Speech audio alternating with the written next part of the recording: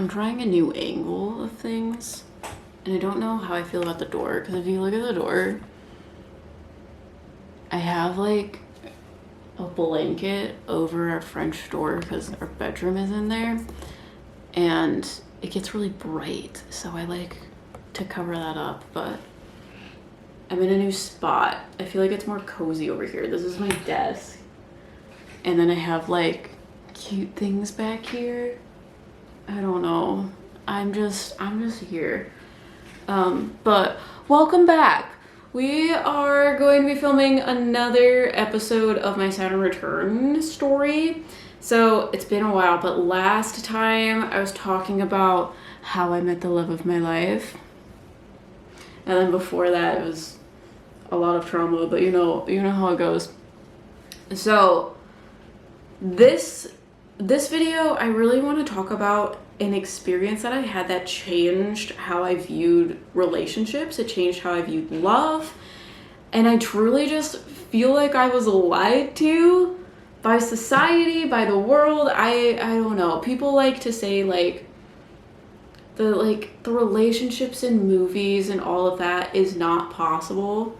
Like it's just a fairy tale. Like relationships aren't supposed to be perfect. Your partner's not perfect. And like I think I took that totally completely different. And it caused me to make a lot of excuses for behavior that I like wasn't okay with.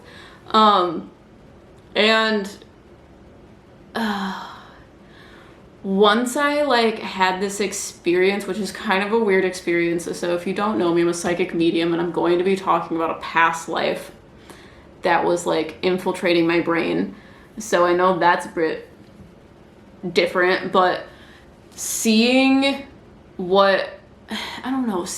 how a relationship can be, how it can be that like fairy tale come true, truly changed my perspective on relationships. And it was very much like during this time of my life where everything started changing, because I like was with someone for 13 years, and then we were gonna get married, and then I ended the relationship and then completely pivoted to a new person, and it's just go watch the other videos. But at first, during all of that, I started seeing this past life, which this past life shows me the like potential of a like positive, healthy relationship. And then in the next video, I'm going to talk about the past lives that I saw that were toxic as shit, and how I learned about toxic relationships. I learned a lot about relationships during this time. So this was happening, it was actually before June, it was in 2023. So it was happening like, I would say like March, April, that sort of time in 2023. But it basically started with me seeing this spirit guide for the first time.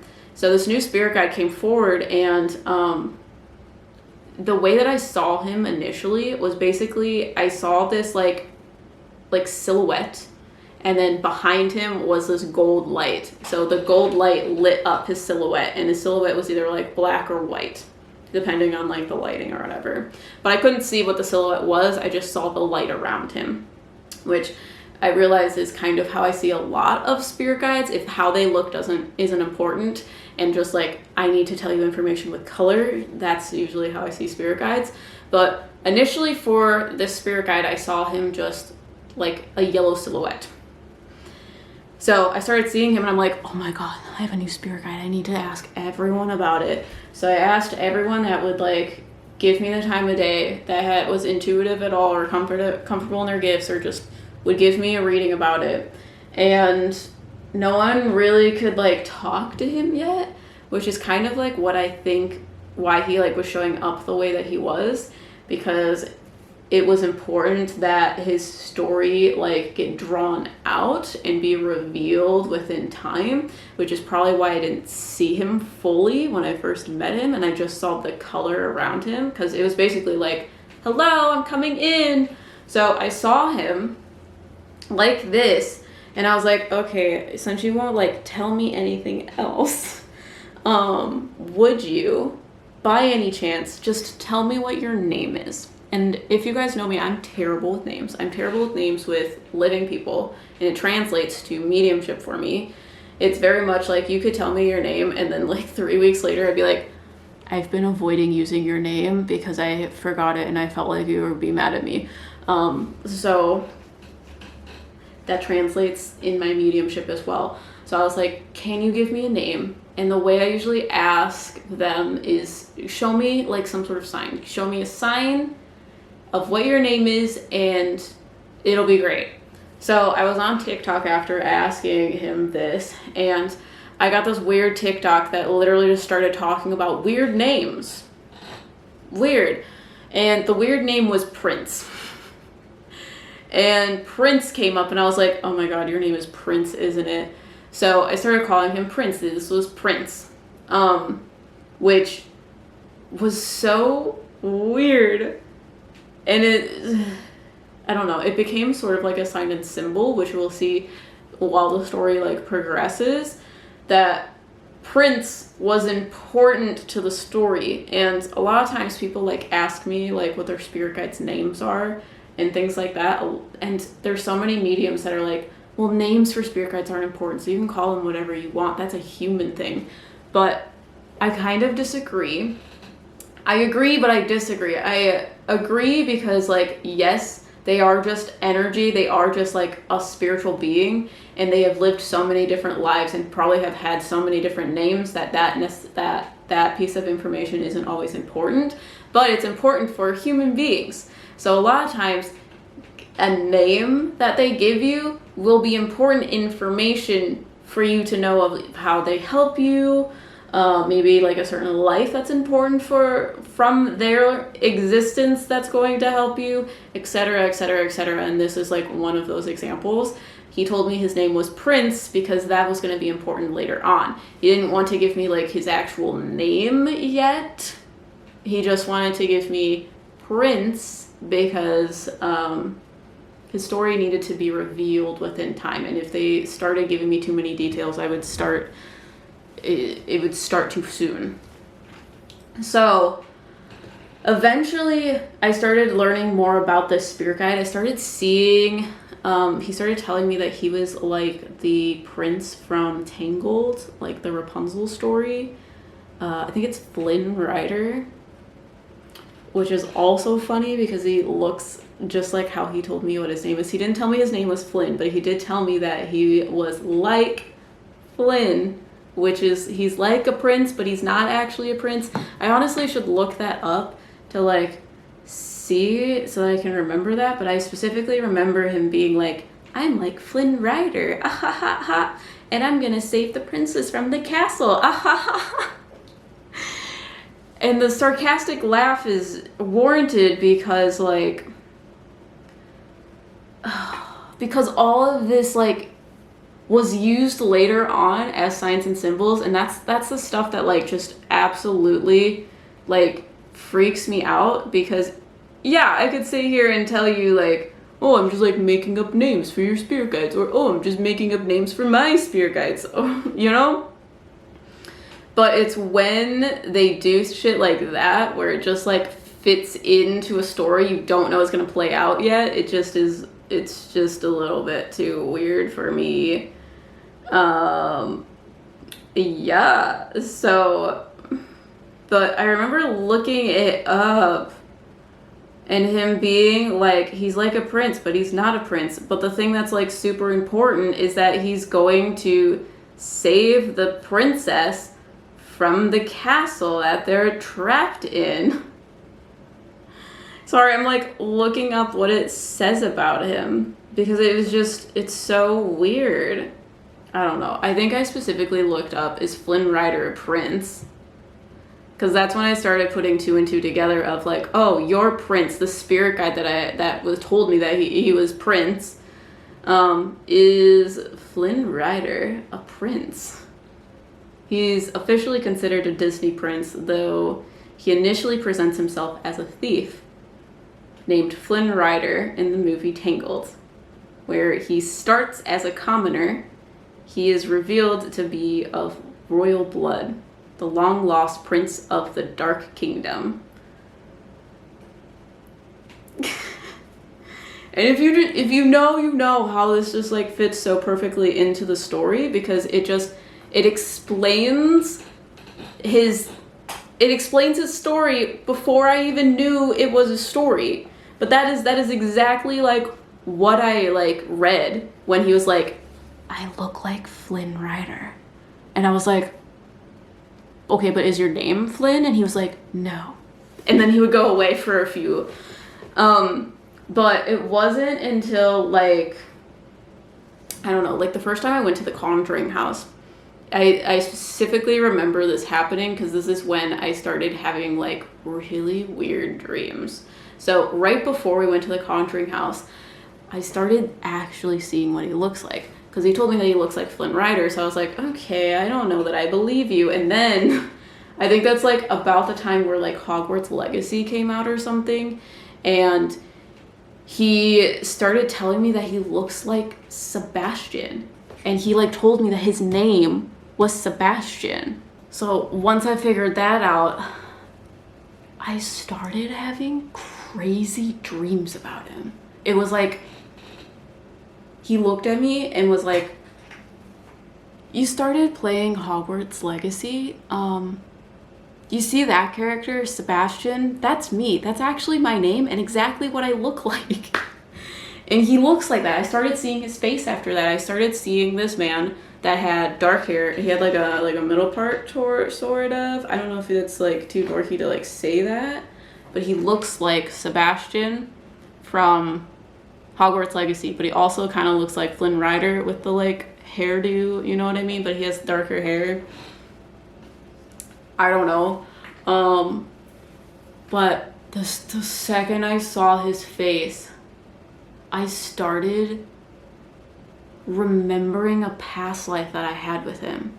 And to be fair, it is very common for spirit guides to be like assigned to you because you knew them in a past life. So that is the connection that they have with you, is whatever you guys were doing in your past life, you're helping each other in a similar way in this life, just one of you is a spirit guide and one of you is alive instead of both of you being alive. So you may have known some of your spirit guides in other past lives, and that's what was happening here. I saw his face and I started seeing this past life of him. Like I started like having these dreams. I would go to sleep like, and I'm not one of those lucid dreamer people. I'm not one of those people that just like can control my dreams. They just happen. But I would go to sleep and I would have these vivid fucking dreams about this spirit guide. I was this woman that had like long, light colored, like blonde hair. It like was down like to the middle of my back. And I just kept having this dream of us like in a field together. And we were like in a relationship, and it was like everything. It was like a fairy tale come fucking true. And now that I'm thinking about it, I think she kind of also looks like the Tangled girl. She obviously doesn't have as long hair, but like she kind of does. Anyways, but we were just like, the initial dreams that I was having, we were in this field together and we were just like away from society, and we would just like sit and talk in these like meadows, specifically just like these grassy, like flower filled meadows, and there was just like nature and like bugs like making like noises around, like frogs, like just everywhere, like just like this meadow that we would meet in like every day. And we would just sit there and the day would just go on like it was like time stopped. Like it was beautiful. It was like everything like you see in these fairy tales, in these like chick flicks, like it was what love should look like. And it was very much like, we didn't need the world, we didn't need money, we didn't need anything, nothing. We just felt alive by being with each other. Like we just needed each other, and the rest was just details. So I started having those dreams, and I start talking to like my spiritual friends about it. So I've been talking about Riker. I was talking to Riker. I was talking to like my D&D group. So Riker's in my D&D group. I was also talking to, I refer to the other person as A, because I don't want to like include them in this without like asking their permission. So I'll refer to them by A. And then the other people in our D&D group. So I would just like mention, I would be like, this weird thing has been happening to me, and I just like don't get it. It doesn't make any sense to me. And it's like, it's crazy to me because I'm like, why do I feel that love is like possible? And why do I feel like I don't have, like, why don't I feel like I've experienced that before? Like, why is this spirit guide just coming forward and telling me about a relationship they had with me in a past life? Like, this is all really fucking weird, and I don't know how I feel about it. Okay, so initially I'm like, maybe I need to like figure out what this means for me. Maybe I need to figure out like how to incorporate that kind of love into my life. Like, it was so weird. So I just still asking people, I'm like, it's gotten weirder. Please do a reading for me. Please tell me what you get from this spirit guide. So I was talking to them, and I was talking to specifically A and Riker, and they were telling me that the spirit guide was very different than any of my other ones. They were telling me about how this spirit guide was going to like cause me to like change or uproot everything in my life, and they were going to cause me to like change my perspective about life and how I like participated in my life, if that makes sense. But the consensus was this person is going to absolutely uproot everything in your life. And she was talking about how she had a spirit guide that she felt was similar, that was going to like change these like pivotal things in her life, and asked me to like talk to them and like dive into that. Maybe it would give me more information about what was going on with me. So I look at this like spiritual being that's with her, and they start telling me that this person is someone that she knew in a past life that is now guiding her in this life, similar to what's going on with me. So I was like, okay, that's cool. But the weird thing is, I feel like this person is also incarnate with you now as well. Like, one of their lives is living with you as well now. So I'm like, if that's true, if that's what they're trying to explain, do you feel like this spirit guide is somewhere in my life as well, trying to impact me from a spiritual standpoint and from a physical standpoint? And that is when we started realizing that they have a similar energy signature to Riker, which is like kind of weird at that time, because we were doing a lot of trauma things, and it was very interesting to like be very vulnerable with these people and feel like understood and seen and all of that stuff. So in this case, we started realizing that maybe we were like soulmates. And I want to say, when I say soulmates don't mean that you're in a romantic relationship. A soulmate connection in the sense of we understood each other, our souls like recognized each other. It was just like very weird, all of the like interconnectedness, because with soulmates, your soulmates can be your best friends. Your soulmates can be your like your family, sibling, uncle, whatever, aunts. I don't know why it was always uncles. Like your aunts, your uncles, your grandparents, whatever.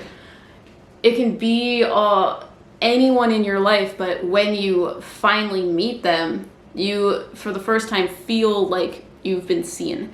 And I do feel like there are cases where you have multiple. I view it kind of like a puzzle piece. So you have one puzzle piece that can fit into multiple puzzle pieces. And the way that I also view soulmates is kind of like, if you think about certain elements in the universe, they always come together. So like fire to smoke, or like, that's the one that I normally go for. But you cannot have fire without smoke. they correlate. Once there's fire, smoke happens. It's kind of like that. They fit in together like puzzle pieces. So they are very, very, very, very similar, but there are differences in the sense of how they can fit together. So their differences complement each other. So we started realizing that we had this past life together, and that was like crazy. And a lot of the other people in our D&D group, I feel like also had more lives with us. They had more like interconnectedness things with it, like soul family type things. And it was interesting because once I started seeing this spirit guide, Riker also started seeing the spirit guide and started seeing the past life. So for a few weeks, we would have these dreams and we'd wake up and be like, oh my God, this happened. And it would be like explaining the same story, like pieces of the same storybook. And it was crazy. So this is kind of like, I want to explain more what the story was. I was at our hotel or our Airbnb or whatever to go to the Conjuring house for the first time. And I remember not being able to sleep that night, so I slept during the day, and I closed my eyes and I just like saw Sebastian. And I saw this whole life play out in front of my eyes, and I have all of the pieces of it. So the story and how it goes is I was this woman that I explained, this blonde woman with long hair. We figured out later, we call her Becca. Her name is Becca. And she was more in like the middle class, working class. She was more well off than Sebastian was. And she was in this family. She had her mom and she had a younger sister, but her father had eventually decided to leave. I don't feel like the father like got along with their mother. They separated. He was gone. And her mom at the time didn't really like handle it well. I don't think she was handling it well prior to that. But that was kind of like the family dynamic for Becca. And it was hard. It was very hard solely because I feel like this was happening in the like early 1900s. They tell me that it's like the area time where like the Titanic happened. That's when they were like existing as human beings. And I had this little sister that I felt like very protective of and felt like I needed to like stand up and be her guardian. And I feel like in this scenario, my mother was kind of abusive, and she would come home drunk often, and she would be not so great, be sort of negligent to my younger sister. So because we were also women and it was harder for women to like make money or whatever, I ended up getting a job. And the people that allowed me to work there, I was like a florist. I worked at a like flower shop, which was so cute. And every day I would go work at this flower shop and I'd make bouquets for people. And I found this like this like convenience store. It's kind of like a store that I would get sandwiches from. So I would go there for lunch. I would pick up like my regular sandwich as Becca, and then I would take my sandwich and I would go to the park that was like in the middle of the city, like in the like square, and I would sit on this bench and eat my lunch, and then I would go back to work. Well, one day I was doing that. Becca was doing that, and I was seated at my bench, and these men came up to me and were being very rude and were being a bit scary and a bit intrusive. And I was just this young girl alone, so I just like didn't really know what to do at that point. And cue Sebastian, that's when Sebastian came in, and Sebastian like kind of like made them go away, kind of like sat down next to me and told them to like leave, told them to kick it, whatever. I honestly feel like he may have hit them, but that's a different story. And he sat down on my bench and he told me that I was different than any of the other girls. My response as Becca was like, I don't need you. I don't need you to like hit on me. I'm not interested. I'm an independent woman that doesn't need this shit. I'm out of here. So I pushed him away a couple times, a lot of times, and he just kept coming back to make sure that I was okay. And he told me that he worked at the convenience shop that made me my sandwich every day. And that day that those men showed up, he was sweeping the floor and he watched me get my usual sandwich and then leave. So he decided to take his break at the same time. He took his meal, walked down to the park, saw that I was like having this moment, and he intervened. But he said that he always thought that I was different.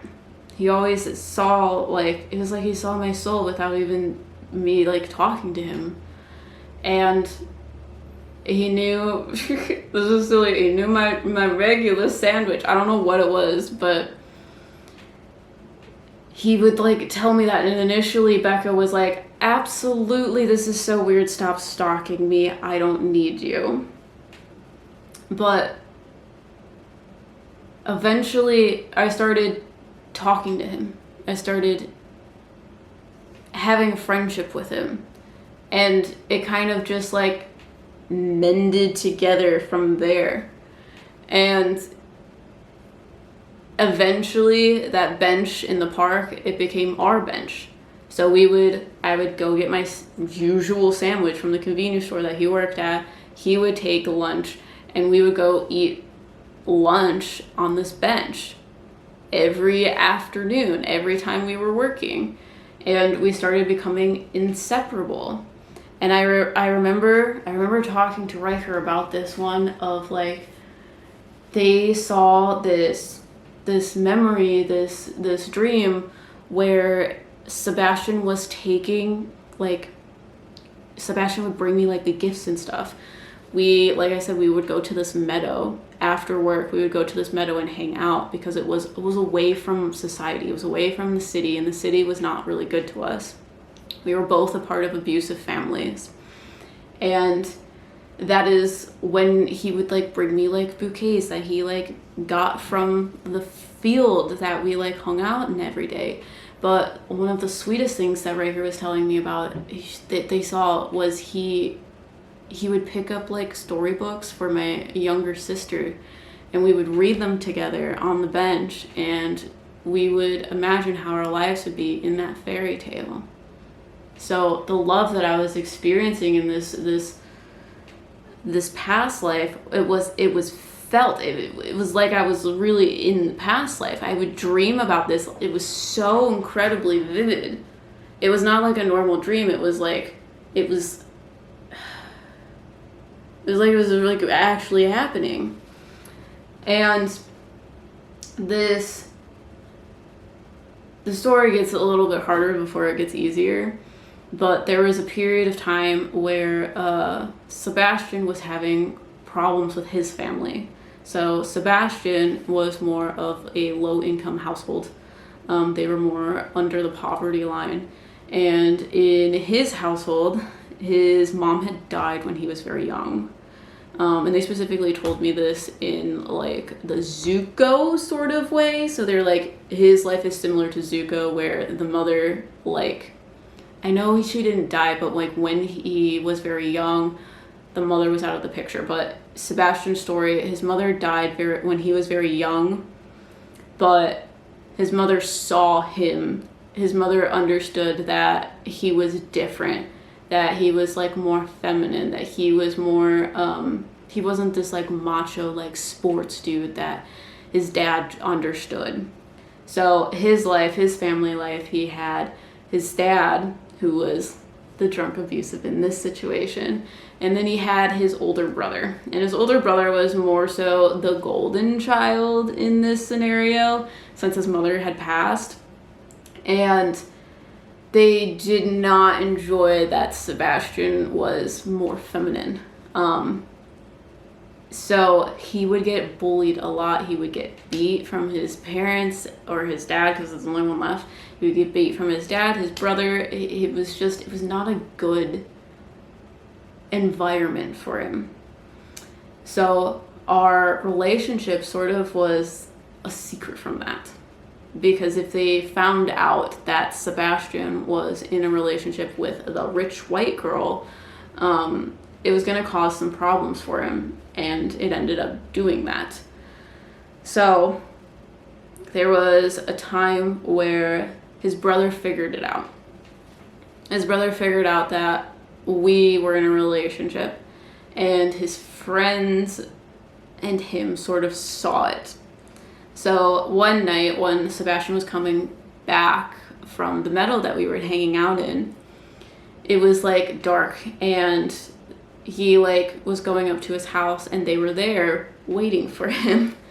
And they basically they beat the absolute shit out of him and told him that they called him a lot of slurs, but the consensus of it was, you think that you're actually deserving of someone like that. You are like a piece of trash. You're too feminine. You're not macho enough. You can't handle this. Maybe we should do it for you. Like that sort of thing. Like if you think that you're good enough for her, you're not. So the next day, Becca, I see that he has like these like bruises, scratches all over his face. So I ask him what happened, and he's cold. He is like, I think that we should stop doing what we're doing. I don't think that you should be with me. It's just not going to be good. I'm just going to hurt you. All of these like kind of self-sabotaging words.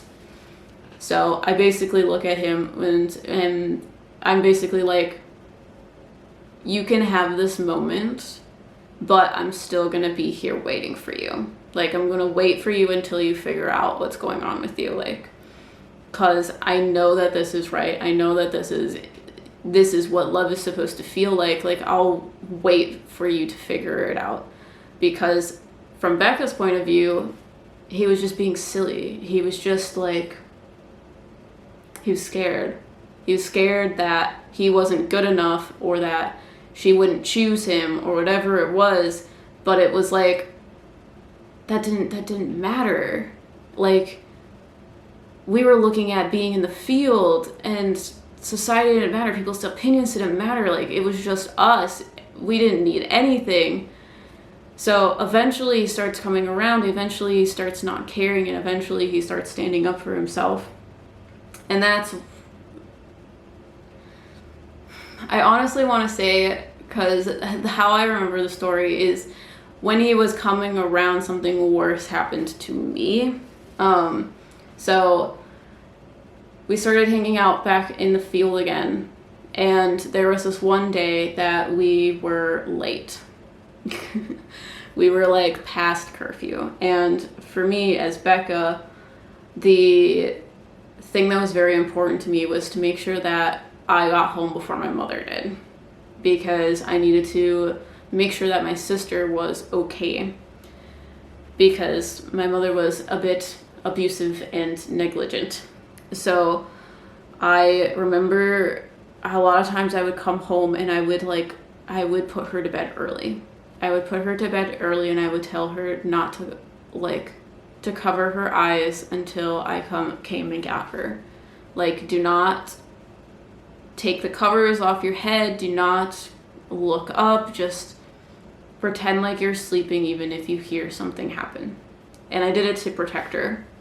So I took a lot of the brunt from my mother. I took a lot of the brunt from her like drunken episodes, because I feel like I also experienced a lot of physical abuse from my mother in that in that life.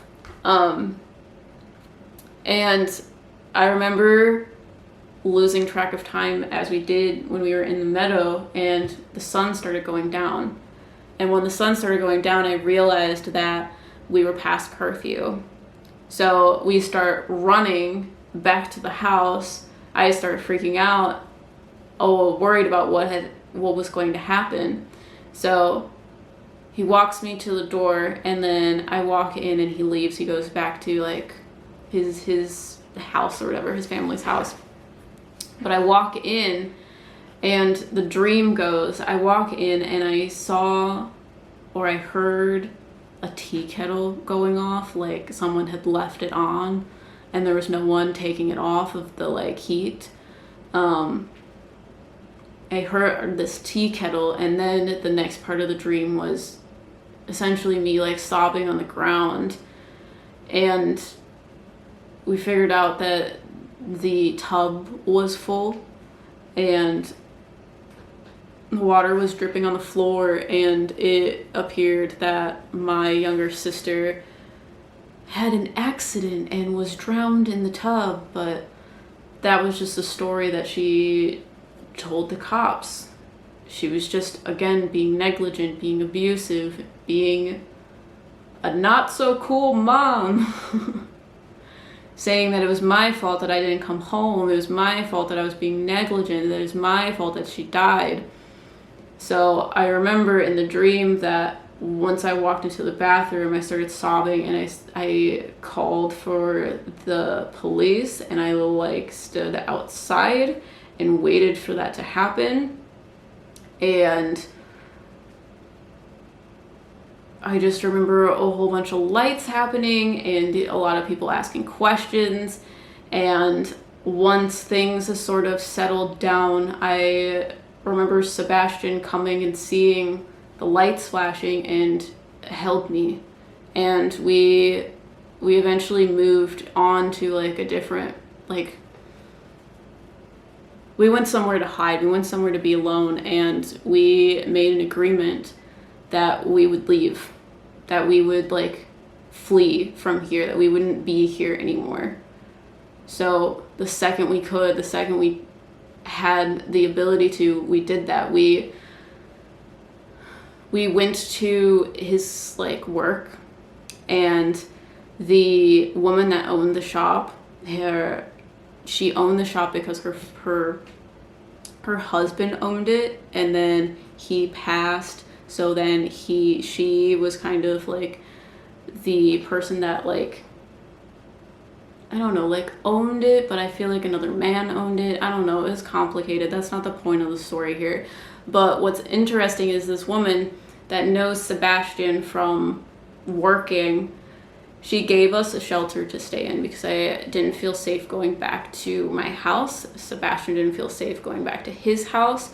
So she allowed us to stay with her overnight until we were able to figure out what we were going to do, until we were able to figure out where we were going to go. So the next day we left, and we went very far away because the town that we were in, we needed a change. We needed things to just not be so sad and traumatic.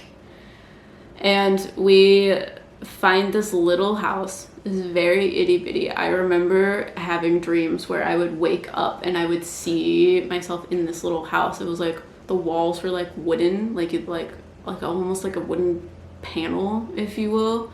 And there was like this teeny tiny window, and the light would go through, but it was like almost big enough. It was like, it fit the bed pretty much. It was a very tiny house, and there was a tire swing out front, and we had a lot of our first experiences there. I feel like I had a baby, and I feel like we called him Harley because Sebastian was really into motorcycles and things like that. So we named our first child. He was a boy, and his name was Harley. And eventually down the line, I feel like we had a girl. I feel like I might have had like a miscarriage, because I feel like there were 3, but one of them passed. And I feel like the third child, which now is like 2 living, was Abigail, and she was a girl. and she was like just like me, like a clone of me. And it was cute part of the story because it was like I was getting my little sister back, because it was like my little sister was my twin when she was alive, and now I have her back, if that makes sense. And it's not necessarily like a replacement, but it was just like, it felt like whole again. Things felt better. It was just, we literally had nothing, and everything changed at that point.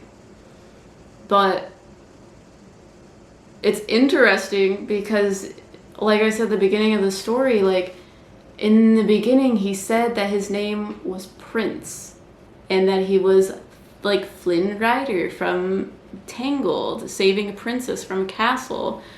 And if you watch the other like episodes of this series, I talk about all of these like readers that I had telling me about Prince Charming. Prince Charming is coming. Prince Charming is going to sweep you off your feet. They're going to save you from the castle. And a few months later, I started realizing that I didn't have that love. I thought that love was impossible. I thought that love was like a fairy tale. Like, I don't know. Everyone on the internet talks about how you have to settle and how you have to be patient with your partner because they're not perfect. And that mindset is accurate in the sense of like, yeah, you're right. There are people that like are more critical or more unwilling to like, I don't know, make compromises, change. I don't know what the right word is, but for me, that mindset also made me make excuses of why things were okay, because the relationship wasn't perfect. This wasn't normal, but there is a difference. There is a difference of something that can grow and something that, I don't know. I'm kind of avoiding talking about the like intricacies of my last relationship because I don't know. I made a lot of excuses for why I didn't feel seen, why I felt like a misfit, why I didn't feel like I was being heard. And then experiencing that, I was questioning a lot of things in my life. So the first piece of that puzzle of me realizing this isn't the right place for me was seeing the possibilities of how love actually can be. It can just be someone just sees you so vulnerably. Like, even if you just don't want to, even if you try to hide it, they will just see it. They will just understand it. Just all of the words out of your mouth is like met with consideration. It is met with like vulnerability. It is met with like collaboration. I don't know. It was just like in my last relationship, I just felt like people didn't think that I spoke up. I felt like other people thought that I just didn't try, like gave up. But that's not the case. That's not what happened. I tried so much. I tried to even like just change who I am as a person, but that wasn't it. And yes, relationships aren't perfect, but there is a difference. There's a difference between like being able to see each other, to grow, and missing it. And I know that I'm not explaining that fully right, and I know that it's going to be different for each person, but like a lot of the like self-help things that people say about relationships and the advice, it doesn't relate to everyone, because if you were to tell people that and they were in like an abusive relationship, oh, your relationship's not perfect, it can create a mindset of them making excuses of, my relationship's not perfect, so I just need to work at it. It's my fault. It like perpetuates the self-blame that helps the cycle of abuse. And knowing that it doesn't have to be that hard, like, I don't know, when I was experiencing that, I was like, I want that so badly. I don't know how to give it, but like, that is what I'm looking for. I am looking for someone that just like understands me from a soul level, like thinks my soul is beautiful, like makes my life just make sense, and vice versa. Because that relationship was in like that past life, it was not anything that I've experienced. It's not anything that I've been around, but like as a past life medium, it was like I was there.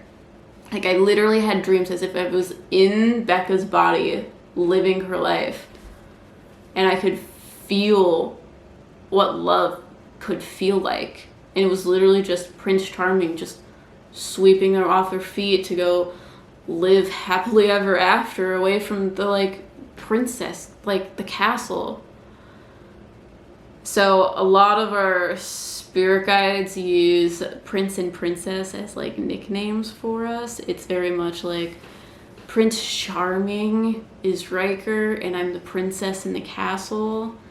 And it just like is interesting how it like streams back to Sebastian telling me about his name being Prince and how he's like Flynn Rider who saves Rapunzel from a castle, and it just fits in so well.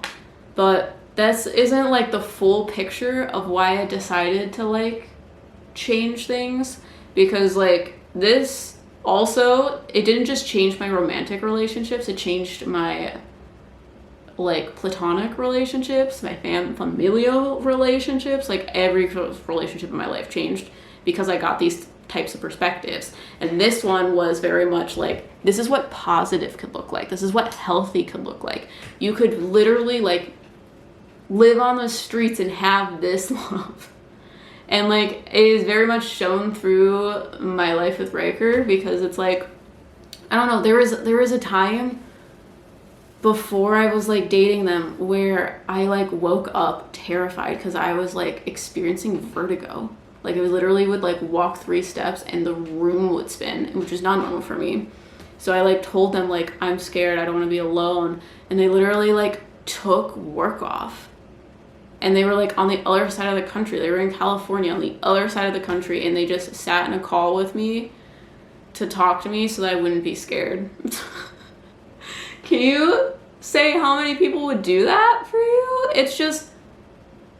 It's crazy. And it's just those types of things made me question stuff, because I'm like, okay, I'm starting to see what healthy looks like. And even though these are my friends, because it wasn't just Riker, it was other people in my D&D group that are like, I see you, I understand you, here's my vulnerability. And I started seeing like what healthy, positive relationships could look like. And then in the next one, I'm going to talk more about the unhealthy relationships and the toxicity, because I feel like Spirit helped me to understand that. Because basically what happened is we saw this past life, and then that's when Richard came forward, and Richard was like, ah, hee hee ha ha, let me show you what toxic relationships look like. And he did it in a similar way of, I'm going to show up as someone that you know from your past life. He's not actually the person from the past life, but he would like shapeshift into looking like them. So we would look at their faces and be like, oh my god, I know this entire like story because I see your face and it triggered like the past life that I had with you that was like horrible and traumatic. And a lot of the things that Richard did helped me to understand what toxic relationships look like. And once it like clicked, then he was like, okay, lesson learned. But it was the 2 pieces of the puzzle that allowed me to see and understand, like give a bird's eye view of what it is I wanted to do. And understanding that healthy was a possibility and seeing that toxicity is a possibility, it helped me to be able to understand how to get the two and what the two looked like. So the next video, I'm going to talk about June and how we basically had a past life regression every single day. And they were very traumatic and scary. So I'll explain a lot of those things. And then I'm feeling like after that, I'll explain more like relationship stuff and how I put all these pieces together. So yeah, so I'll see you guys in the next one. I'm not sure if it's going to be in 2 weeks, 3 weeks. It's going to happen at some point. I'm going to try and stick to Wednesdays though. But I'll see you guys later. Hope you guys enjoyed this. Tell me, oh my God, tell me all of your love stories. I would love that. I think I told you guys that in the last time, but like, I don't know. Tell me your like interpretations of what love should be, or like your realization of like, this is the one, or like your realization of this love is possible. That would be fun. I don't know. Tell me all your love stories. I'll see you guys in the next one.